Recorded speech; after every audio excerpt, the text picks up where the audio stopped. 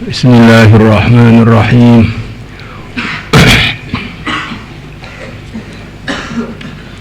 Wa in ta'jab fa'ajabun qawluhum أَإِذَا كُنَّا تُرَابًا أَإِنَّا لَفِي خَلْقٍ جَدِيدٍ.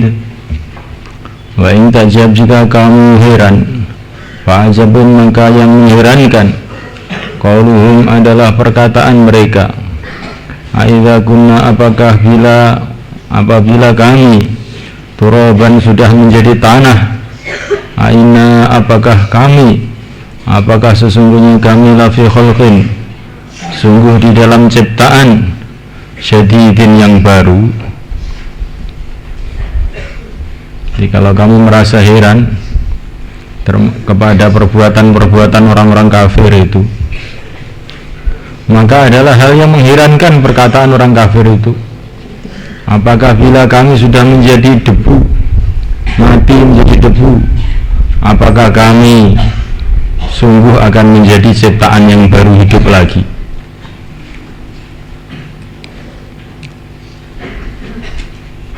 Kata-kata orang kafir yang demikian betul-betul mengherankan. Mengherankan maksudnya bagaimana betul-betul menunjukkan mereka ini tidak mau berpikir. Bukankah kamu hidup sekarang ini dari debu juga? Kenapa kamu heran setelah kamu menjadi debu hidup lagi? Bukankah kamu dulu juga debu? Seluruh manusia asalnya debu.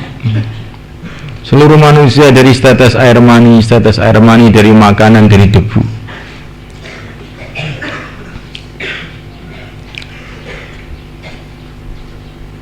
Ulaika alladzina kafaru bi rabbihim wa ulaika al-aghlalu fi anaqihim. Ulaika, mereka ini, alladzina kafaru, adalah orang-orang yang kafir, bi rabbihim, dengan Tuhan mereka. Wa ulaika, mereka ini, al-aghlalu, adalah belenggu-belenggu, fi anaqihim, pada leher mereka. Wa ulaika, dan mereka ini, ashabun nar, penghuni-penghuni neraka. Hum, mereka, dia di dalam neraka, khaliduna, kekal abadi. Orang-orang kafir ini sudah menjadi muktakadnya ahli sunnah adalah kalau orang itu kafir, mati dalam keadaan kafir, ya di neraka selama-lamanya. Tapi kalau orang itu bagaimanapun dia berbuat dosa dan dia mati dalam keadaan iman, maka ada dua kemungkinan. Mungkin diampuni dosanya oleh Allah sehingga langsung masuk surga, mungkin dia dimasukkan neraka dulu kemudian dikeluarkan. Ini akidah ahli sunnah, malaikat. Karena kemarin saya di Pacitan itu ada beberapa kelompok kajian itu bercerita itu perkara itu, menunjukkan kebodohan mereka. Orang itu kalau sudah di neraka, ya di neraka selamanya. Tidak ada orang di neraka keluar lagi. Itu kalau kafir.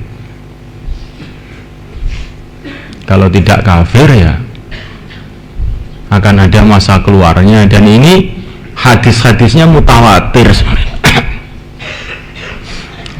Hadis-hadis mengenai orang masuk neraka kemudian dikeluarkan karena masih ada iman, ini hadisnya mutawatir maknawi.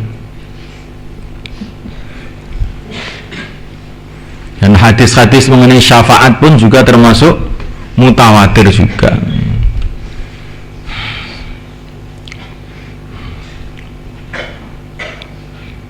Bahkan dalam Al-Quran pun juga ada mangdalladzi yashfa'u indahu illa bi'idnih.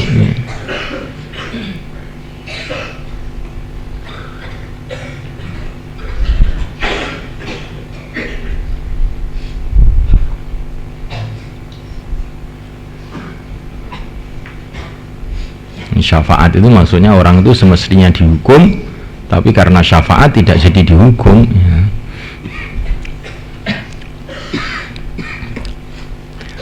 Wa yasta'jilunaka bis-sayyi'ati qabla al-hasanah wa qad madat min qablihimul mathulat.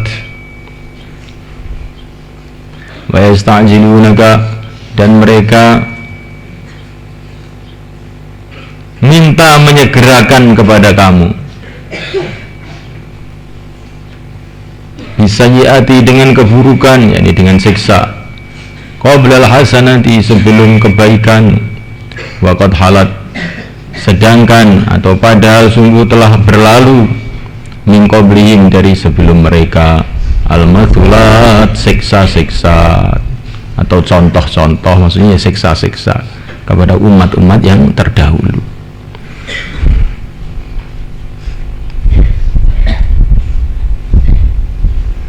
Jadi ini orang-orang kafir ini karena saking bodohnya, kalau mereka mendapatkan peringatan-peringatan dari para nabi, para rasul, justru mereka ini ingin menyegerakan keburukan. Mana atau siksa yang kamu janjikan itu? Datangkan sekarang. Allahumma in kana hadha huwal haqqa min indika fa'amtir alaina hijaratan minas sama' awi'tina bi'adzabin alim, kata mereka. Ya Allah, kalau ini memang benar, ini Rasul ini benar dari sisi Engkau, maka hujanilah kami batu, datangkanlah azab.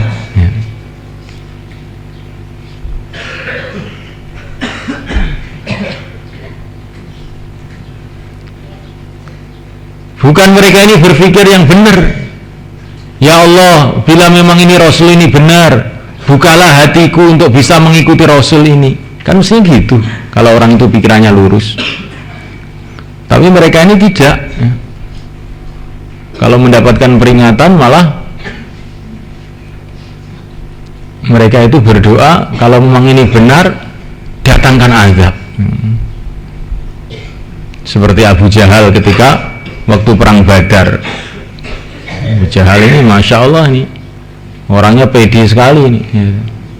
Maka dia berteriak-teriak, ya Allah, mana orang yang pembohong, yang sesat, hancurkan pada hari ini, katanya dia. Hanya dia sendiri ya hancur akhirnya.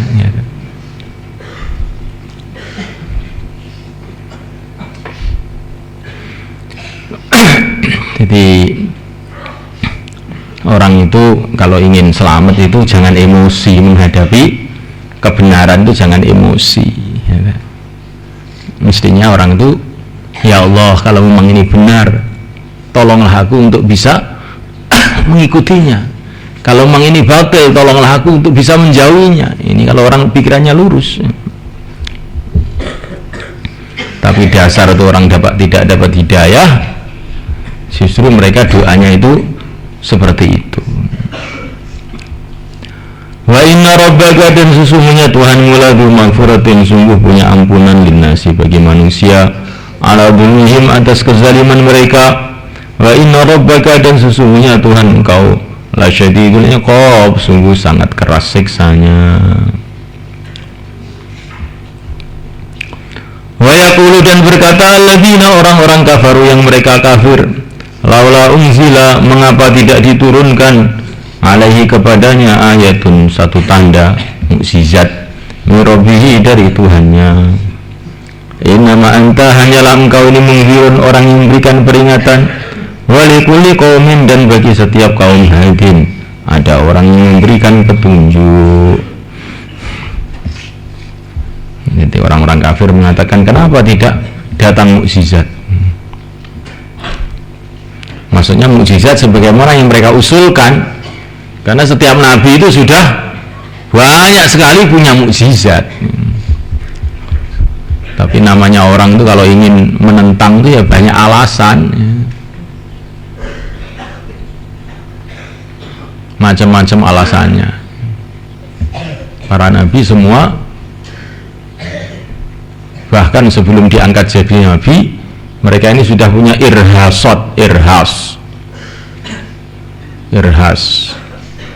hamzah, ro, ha, alif, sod, irhas itu adalah keajaiban-keajaiban yang terjadi sebelum jadi nabi bagi seorang nabi. Para nabi ini sejak mulai dikasih macam-macam keistimewaan. Baginda Nabi alaihissalam mulai kecil di punggungnya sudah distempel kenabian.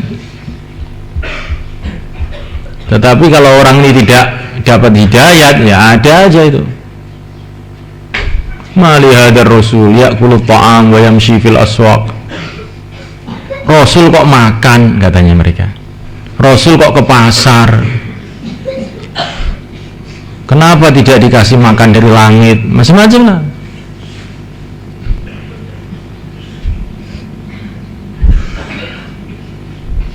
Jadi orang itu kalau tidak dikasih hidayah itu melihat Rasul dari sisi-sisi kemanusiaannya. Dia sama juga dengan saya, sama-sama orang Quraisy, sama-sama Bani Hashim. Apa kelebihan dia? Ya. Ini kalau orang ditutup hatinya oleh Allah, melihat para nabi, para rasul dilihat dari segi kemanusiaannya, sehingga tidak mau beriman. Saya manusia, dia manusia, nggak mau saya ikut. Ya. Ini kalau orang ditutup hatinya oleh Allah. Tapi kalau orang itu dikasih hidayah oleh Allah, maka melihat para nabi, para rasul dari sisi keistimewaannya. Ini baginda Muhammad ini nggak pernah baca, nggak pernah nulis, nggak pernah belajar ke siapa-siapa, tahu-tahu kok punya ilmu yang memenuhi jagat ini. Bagaimana kalau bukan dari Allah? Ya, maka baru begitu saja dia sudah memandang bahwa ini pasti ini utusan Allah. Perkataannya tidak pernah meleset, perkataannya senantiasa benar. Kalau dia mengatakan begini mesti begini, mengatakan begitu mesti begitu. Dengan alasan apa saya membohongkan Rasul ini? Wong semua perkataannya nyatanya benar. Ini kalau orang dikasih hidayah oleh Allah, maka melihat Rasul dari segi kerasulannya, dari segi keistimewaannya, dari segi mukjizat-mukjizatnya, sehingga akhirnya mereka beriman kepada Rasul.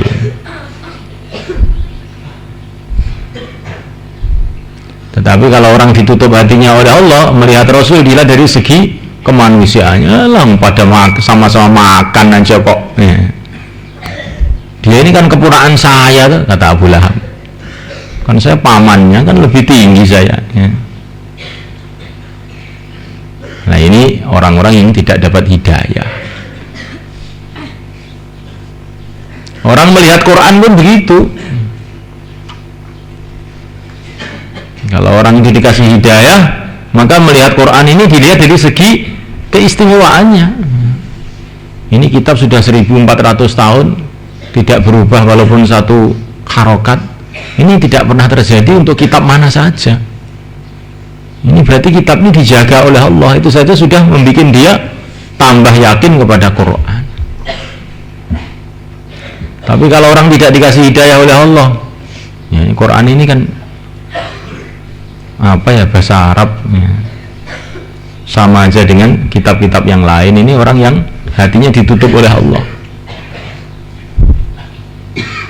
Ya, artinya dibuka oleh Allah, Allah tampakkan keistimewaan Quran ini dan mengandungi macam-macam ilmu.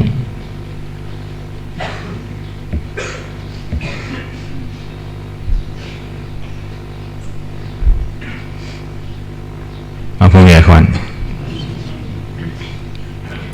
Nah, kita ini ingin memandang sesuatu itu dengan kacamata iman, itu dengan mata iman, jangan dengan mata materialis. Jangan dilihat dari kebendaan, tapi lihat dari segi ghaibnya. Ini bedanya orang iman dengan orang yang tidak beriman.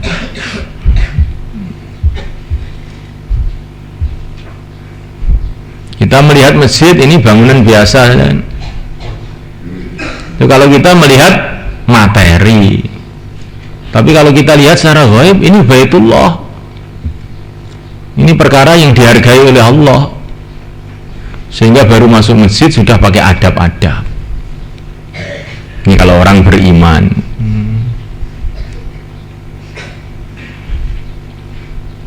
Kalau orang yang tidak beriman, ya dilihat dari segi kebendaannya aja. Memang orang tidak beriman itu taunya benda, tidak tahu yang gaib.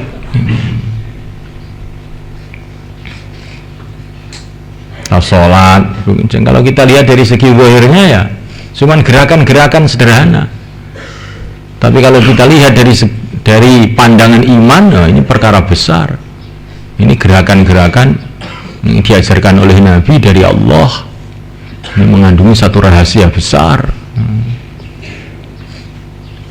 Dan seterusnya. Apa ya, kawan? Ini bedanya Abu Bakar dengan Abu Jahal itu di situ itu semalekannya. Abu Bakar itu melihat dari segi keistimewaan Rasul, Abu Jahal melihat dari segi kemanusiaannya. Akhirnya satu jadi kafir, satu jadi wali. Hanya gara-gara beda pandangnya itu tadi.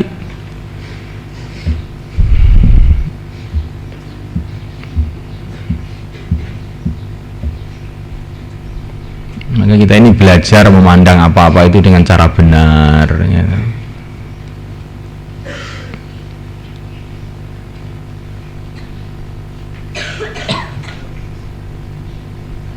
Wa yatafakkaruna fi khalqis samawati wal ard Rabbana ma khalaqta hadza batila subhanaka faqina adzabannar. Ini orang yang memandang benar. Memandang langit, memandang bumi, kemudian mengingati Allah penciptanya. Nah ini orang yang pandangannya benar.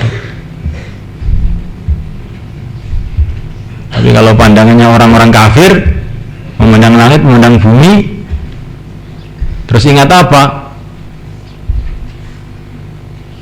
Oh ini jam 6 waktunya kerja. Oh ini malam waktunya tidur ya. Itu orang kafir seperti binatang ya. Ya, kalau orang iman memandang makhluk teringat Khalik. Tapi kalau orang kafir melihat makhluk teringat makhluk lagi. Dari makhluk ke makhluk, dari makhluk ke makhluk putar seperti gasingan. Nah ini orang kafir. Kehidupannya kehidupan mumet ya. Kehidupan dari makhluk ke makhluk itulah kehidupan kahimarir roha, seperti khimar menggiling gandum, putar aja di situ. Kalau makanya Ibnu Athaillah mengatakan la tarhal min kaunin ila kaun walakin min kaunin ila mukawwin. Janganlah kamu pergi dari makhluk kepada makhluk, tapi pergilah dari makhluk kepada Khalik, kepada pencipta. Takrar.